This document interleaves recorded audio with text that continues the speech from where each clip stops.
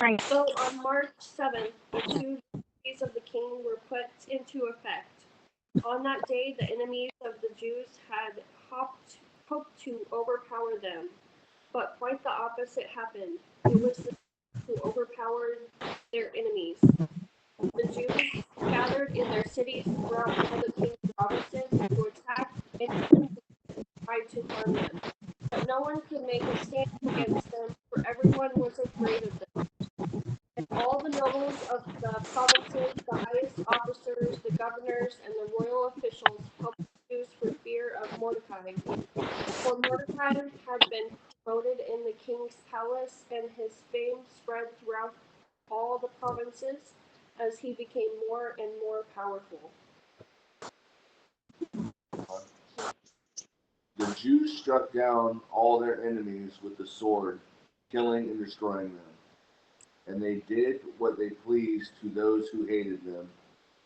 In the citadel of Susa, the Jews killed and destroyed 500 men. They also killed Pershada, Dolphin, Aspatha, Portatha, Adelia, Adina, the 10 sons of Haman, son of Hamidiah, the enemy of the Jews, but they did not lay their hands on the plunder.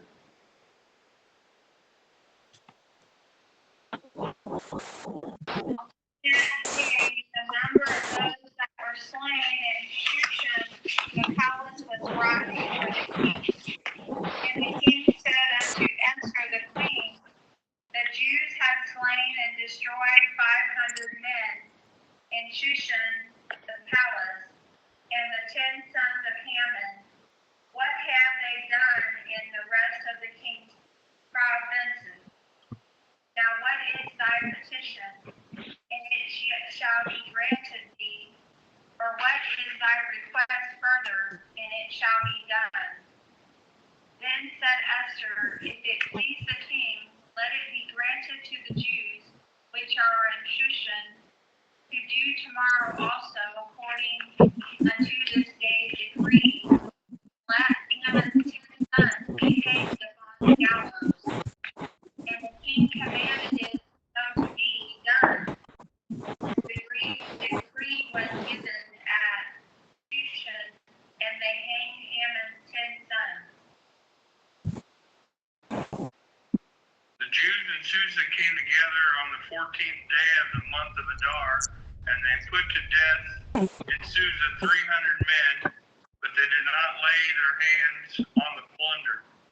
Meanwhile, the remainder of the Jews who were in the king's provinces also assembled to protect themselves and get relief from the enemies. They killed 75,000 of them, but did not lay their hands on the plunder. This happened on the 13th day of the month of Adar, and on the 14th they rested and made it a day of feasting and joy. The Jews in Susa, however, had assembled on the 13th and 14th, and then on the 15th they rested and made it a day of feasting and joy. That is why rural Jews, those living in villages, observe the 14th of the month of Adar as a day of joy and feasting, a day for giving presents to each other.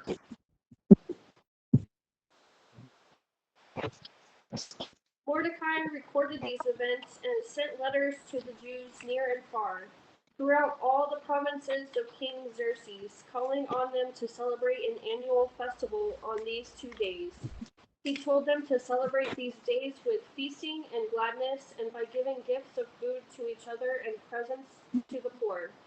This would commemorate a time when the Jews gained relief from their enemies, when their sorrow was turned into gladness and their mourning into joy. So the Jews accepted Mordecai's proposal and adopted this annual custom. Haman, son of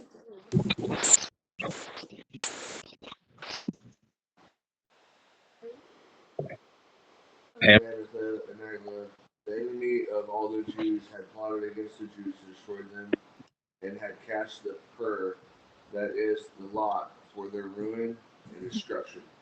But when the plot came to the king's attention, he issued written orders that the evil scheme Haman had devised against the Jews should come back into his own head, and that he and his sons should be hanged on the gallows. Therefore, these days were called Purim, from the word pur, because of everything written in the letter, and because of what they had seen and what had happened to them. The Jews took it upon themselves to establish the custom, they and their descendants and all who join them to without fail observe.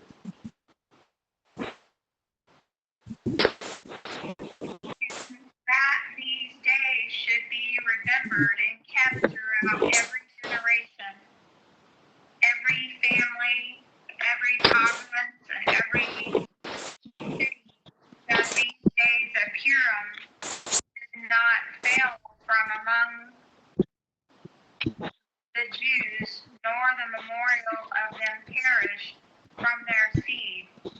Then Esther the queen, the daughter of Abihail and Mordecai the Jew, wrote with all authority to confirm this second letter of Purim. And he sent the letters unto all the Jews to the 127 provinces of the kingdom of Ahasuerus with words of peace and truth, to confirm these days of Purim in their times appointed, according as Mordecai the Jew and Esther the queen had enjoined them, as they had decreed for themselves and for their seed the matters of the fasting and their cry. And the decree of Esther confirmed these matters of Purim, and it was written in the book.